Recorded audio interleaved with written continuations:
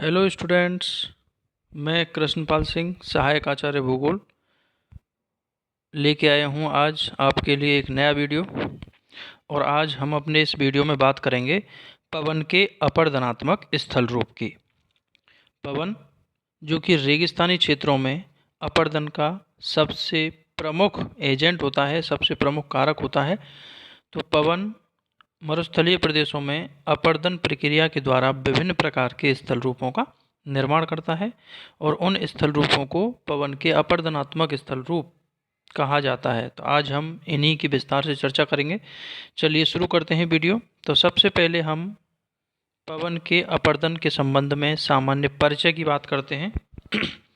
तो मरुस्थलीय क्षेत्रों में पवन अपनी अपघर्षण प्रक्रिया के द्वारा तथा सन्निघर्षण और अपवाहन, इन तीन प्रक्रियाओं के द्वारा चट्टानों को घिसने काटने का कार्य करती है, अर्थात अपरदन करती है। तो जो पवन है वो अपरदन का कार्य प्रमुख रूप से अपघर्षण, सन्निघर्षण और अपवाहन के रूप में करती है और उन शैल कणों का परिवहन करके उनको किसी अन्यत्र स्थान पर निक्षेपित करती है। तो इस प्रकार पवन के अपरदन के द्वारा मरुस्थलीय क्षेत्रों में विभिन्न प्रकार के स्थल रूपों का विकास होता है और इन स्थल रूपों को पवन के अपरदनात्मक स्थल रूप कहा जाता है। ये अपरदन से बनने वाले जो स्थल रूप हैं ये निम्न प्रकार से हैं। तो सबसे पहले यहाँ हम देखते हैं छत्रक शिला, मशरूम रॉक। छत्रक शिला को अंग्रेजी में मशरूम रॉक के नाम से भी जाना जाता है। और जैसा कि आप चित्र भी इसमें देख रहे होंगे छत्रक शिला का, तो ये रेगिस्तानी प्रदेशों में पाई जाने वाली बहुत ही रोमांचकारी स्थलाकृति है जिसका निर्माण पवन के द्वारा अपने अपरदन से होता है।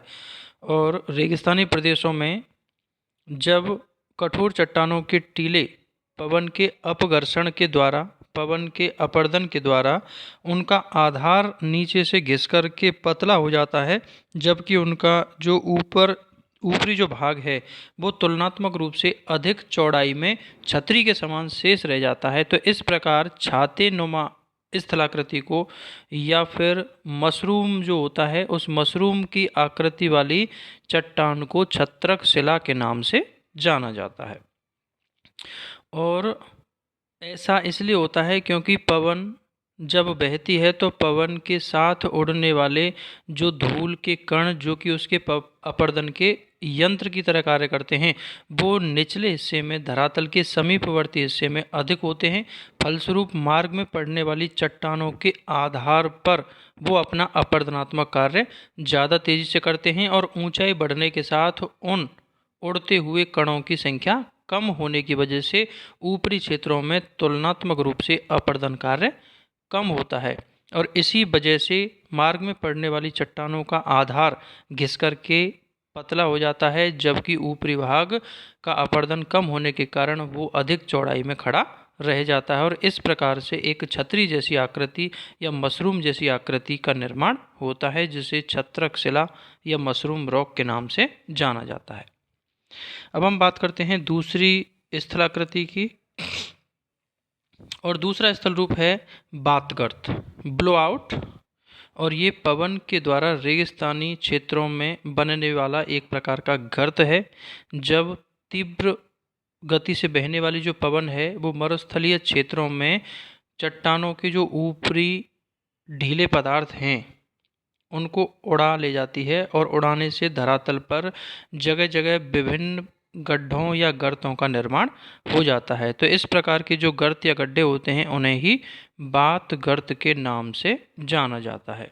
और बात गर्त का निर्माण पवन की प्रमुख रूप से अपवाहन प्रक्रिया के द्वारा होता है, क्योंकि पवन ढीले चट्टानी पदार्थों को अपने साथ उड़ा ले जाती है तो उससे धरातल के विभिन्न क्षेत्रों में कुछ गर्तों का निर्माण होता है जो बात गर्त के रूप में जाने जाते हैं। अब हम बात करते हैं अगला स्थल रूप, और वो है तिपहल शिला।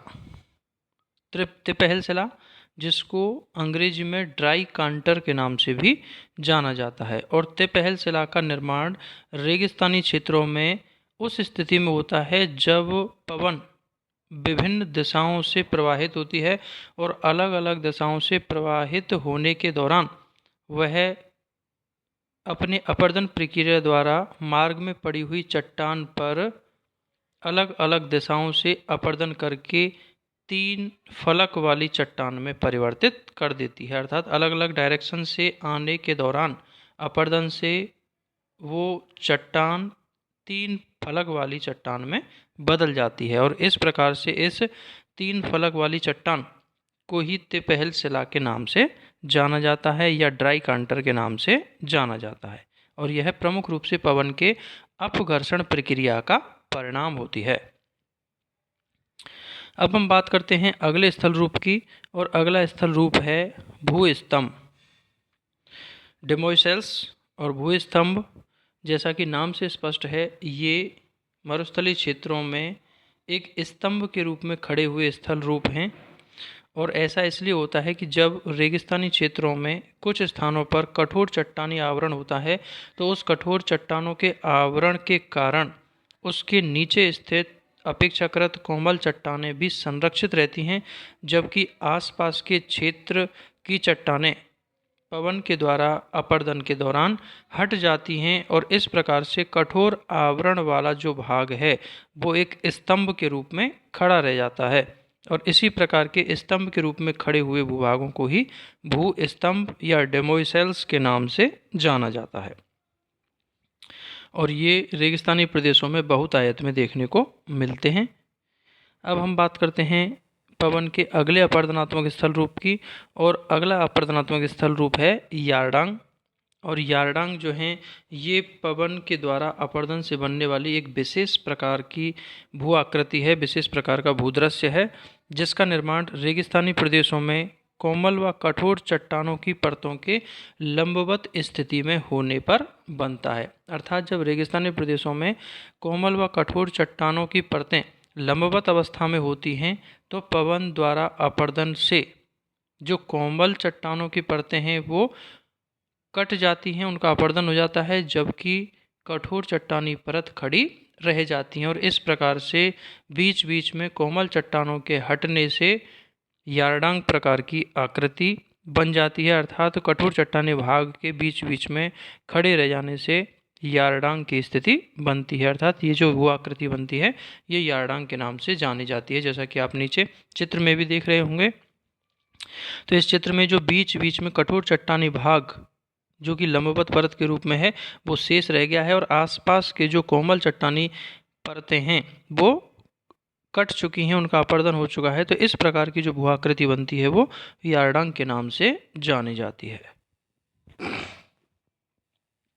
अब अगले स्थल रूप की बात करते हैं और अगला स्थल रूप है जालक शिला। जालक शिला या जालीदार शिला, जैसा कि नाम से स्पष्ट है, ये रेगिस्तानी प्रदेशों में पाई जाने वाली इस प्रकार की चट्टान है जिस पर बहुत संख्या में छिद्र या जाली जैसी संरचना देखने को मिलती है। और नीचे आप चित्र भी देख सकते हैं, ये चट्टान का चित्र जिसमें बीच बीच में छिद्र या जाली नुमा संरचना का निर्माण पवन ने अपने अपघर्षण प्रक्रिया से किया है।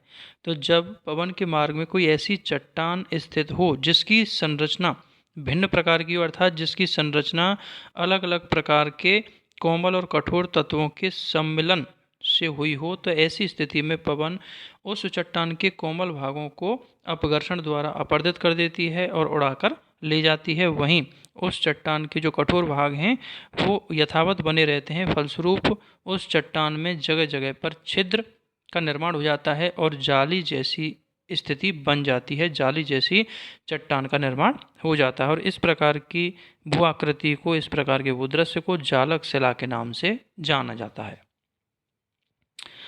अब हम बात करते हैं अगले स्थल रूप की और अगला स्थल रूप है ज्यूगेन। ज्यूगेन या ज्यूजेन। और ये जो स्थलाकृति है ये मरुस्थलीय प्रदेशों में रात्रि काल में जल के दरारों में स्थित होने के कारण बनती है। जब मरुस्थलीय क्षेत्रों में कठोर व कोमल शैलों की परतें क्षैतिज रूप से अवस्थित होती हैं तथा ऊपर कठोर परत के नीचे कोमल चट्टानों की परत होती है, तो कठोर परत में स्थित जो दरार है उस दरार में जल भर जाने से रात्रि काल में जब वो जल ठंडा होता है तो वो जम जाता है और जमने से वो थोड़े चौड़े छिद्र में तब्दील हो जाता है। और उसके पश्चात फिर निचली जो परत जो तुलनात्मक रूप से कोमल चट्टान वाली है, उस तक वो स्थिति पहुंचती है तो उसका अपर्दन और अधिक मात्रा में होने से एक दवात जैसी आकृति का निर्माण होता है, जिसमें ऊपर कठोर चट्टान पर उसका आकार छोटा और नीचे की कोमल परत में उसका आकार थोड़ा बड़ा होता है, और इस प्रकार एक दवात जैसी भूआकृति का निर्माण होता है और इसी भूआकृति को ज्यूगेन के नाम से जाना जाता है। और अगला स्थल रूप है इंसेलबर्ग।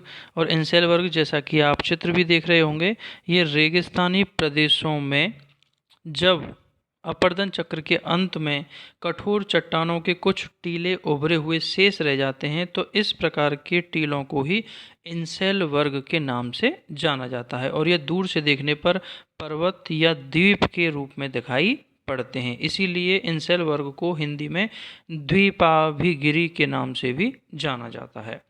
तो ये पवन के द्वारा अपर्दन प्रक्रिया के फलस्वरूप बनने वाली मरुस्थलीय भूआकृतियाँ थीं, जिनके बारे में आज हमने विस्तार से चर्चा की। उम्मीद करता हूँ कि आपको मेरे द्वारा दी गई जानकारी अच्छी लगी होगी। यदि आपको मेरा वीडियो पसंद आया हो तो इसे लाइक करें, शेयर करें और मेरे चैनल को सब्सक्राइब अवश्य करें। धन्यवाद।